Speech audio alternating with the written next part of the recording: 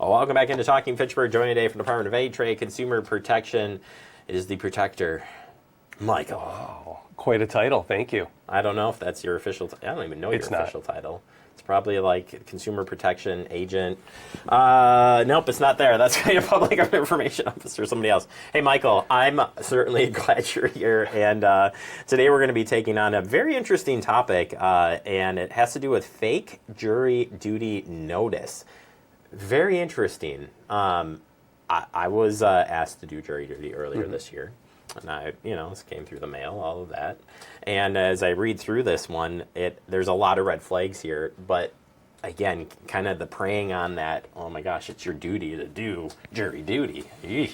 It is, and we want to make sure we emphasize that these fake notices are really focused on telling you that you missed jury duty. And so what we don't want is anyone to think any jury notice they get is a fake one and throw it away and in fact really miss when the real one was there. But what's happening here is these are often starting with a phone call, sometimes an email, or even a letter in the mail. But phone calls are really where a lot of them are happening, and they're saying you missed jury duty. And now they want to put you into a panic and tell you that you're going to be arrested, you're going to go to jail, there's this large fine, and you need to resolve it right now, or the penalties will get worse.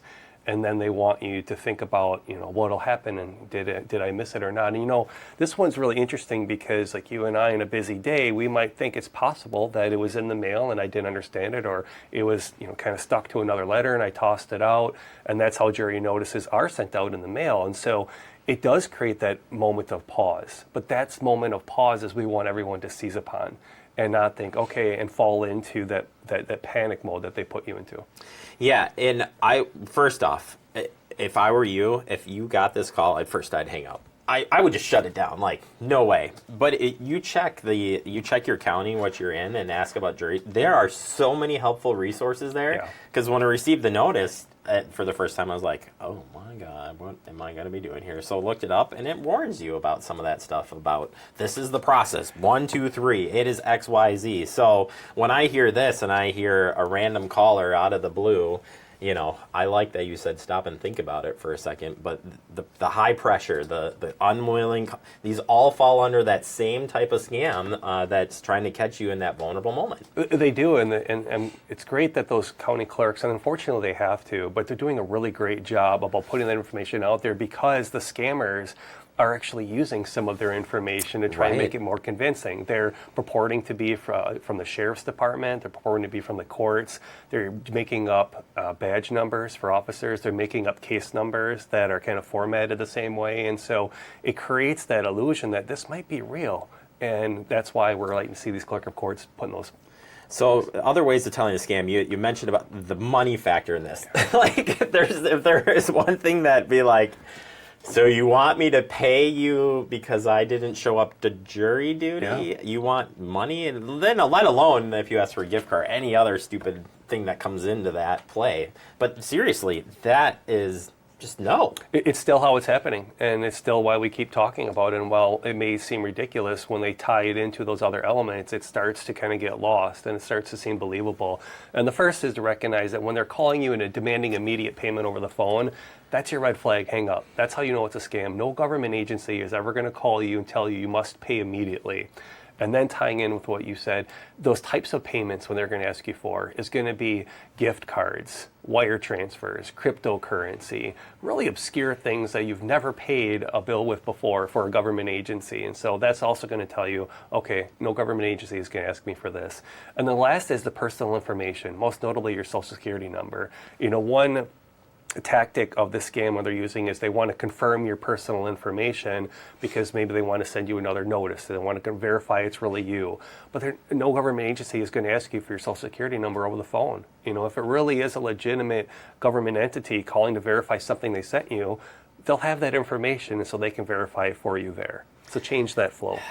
Yeah, and I know I shouldn't use the word stupid I think it's frustrating to me because it's working still. And it's because it's that catch you in that moment piece. And it leaves you alarmed when you think that did I not get it? Did I miss it? Or if you were somebody you thought you weren't selected and you get this random call and you're like, oh man, did I screw that process up? I think you're right. It just leaves you with so many sensitive areas of like, but if you can put that moment and stop and think, like I said, I think that's the key here, among other things. Well, that's just it. And this is such a unique situation where not everyone, people will go their entire lives and never be on jury duty, never get called for it. And if you don't know anyone, you don't know what the real practice is. So it may seem very believable that if you missed it, you would have to pay a fine, or you will go to jail. So that's what makes makes it more convincing and believable. Yeah. Well, I like the idea of going, checking in on scams with Department of HA Consumer Protection. You guys lay out these things and share great information about all sorts of scams, and I assume this is right in there. If you do get reporting this and reporting scams are so important to you guys, and you do get plenty of callers in, but you really do want people to report these things so we can talk about these things here and share this and prevent people from getting scammed. We do, and I just want to take one quick second that before you call us, if you do think that this might be real and maybe isn't a scam, we want you to call the clerk of courts. We want you to give them a call first and say, okay, I'm not quite sure. There's nothing wrong with hanging up on that call and then calling back and saying, I think this is what happened. But verify that. Don't go to the number that just called you, though. Correct. Jeez, don't do that. Like, go find the legit website and go there. Sorry, jumped the gun. I'm like, oh my gosh, don't call that number. Not that you were implying that, but just shows you know what you're doing. I just jumped you. It's okay. That's where I'm at. So that is also true. We don't want you to call the number that called you or a number that they gave you. We want you to do a quick search, find a number that you know is legitimate, give them a shout. Also, if you want to learn more about the scam, you can visit us on our website. We'll have these tips plus more, what to look out for. You can find us at datcp.wi.gov. Or if you got one of these notices, you're not quite sure, or you didn't remember what we were talking about today, you can give us a call at 1-800-422-7128. Yeah, I would definitely, do some research here, right after.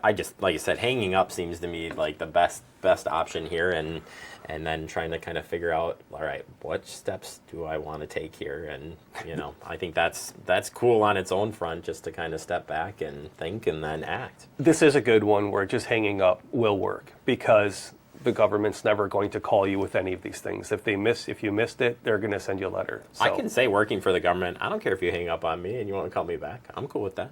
Just shows you're doing your due diligence. Right. Me legit. All right. Thank you so much for your time, Michael. Thanks, Appreciate it, and putting up with my shenanigans each and every day.